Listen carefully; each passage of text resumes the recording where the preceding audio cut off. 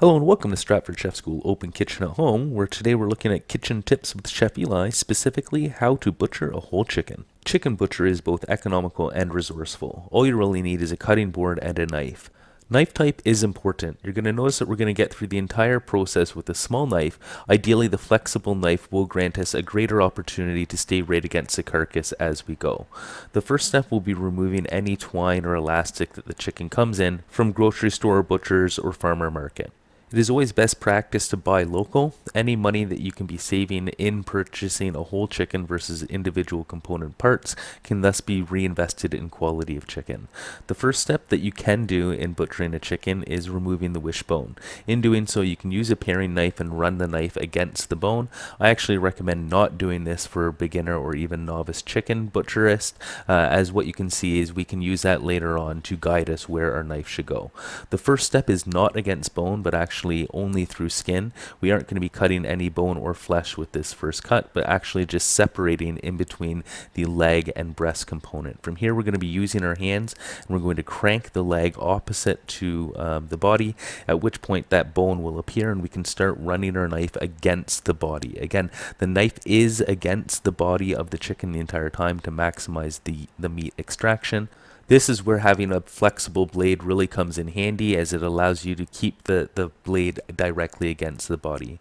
From here, we're going to be removing any excess fat. We're going to be finding the joint in between the thigh and the drumstick. We're going to be moving it, but you can also see a line as seen as a white mark indicating between the joint part. Here we can run our knife in between and cut between the joint and not between the bone. It's through this principle that we can do the entire chicken butchery with a small knife. So here we're going to repeat the entire process, cut through the skin part only, and then start using our hands to crank open that bone, exposing it from the joint. From here, we're going to be using our blade, having it right against the carcass or body of the chicken as we extract that leg from the body.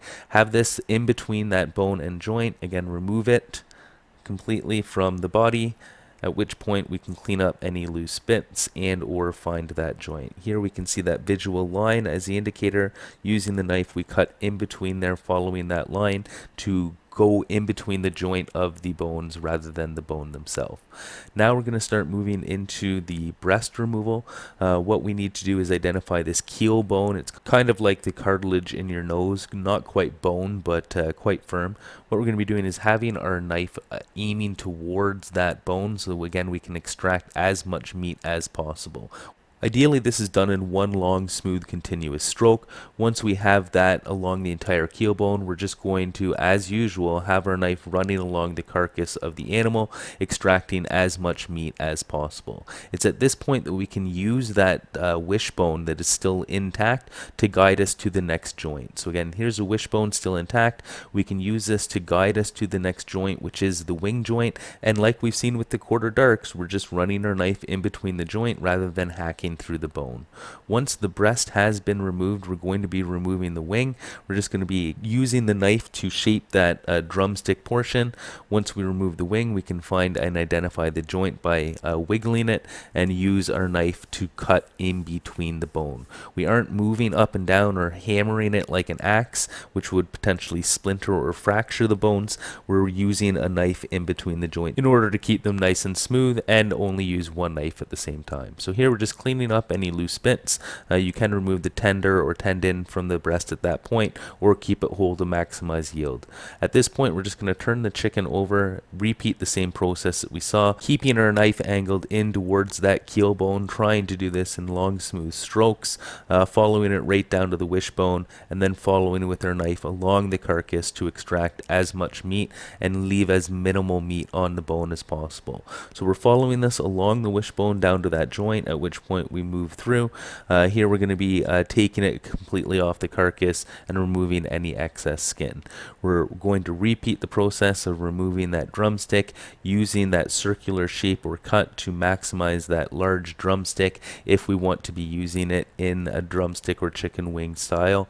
Also, these wings do make a great purpose to be adding in a gelatinized principle for your stock, which is the primary benefit of using the whole chicken and getting these bones in in your kitchen. So from here, we're just going to be cleaning up, removing any excess large pieces, and we have our chicken breast ready to go. So there you have it, your whole chicken. You have 2 drumsticks, 2 thighs, a chicken carcass, wings, and 2 breasts, all for the cost you'd be paying for those 2 breasts alone, pre-butchered at your local grocery store. Hope you enjoy.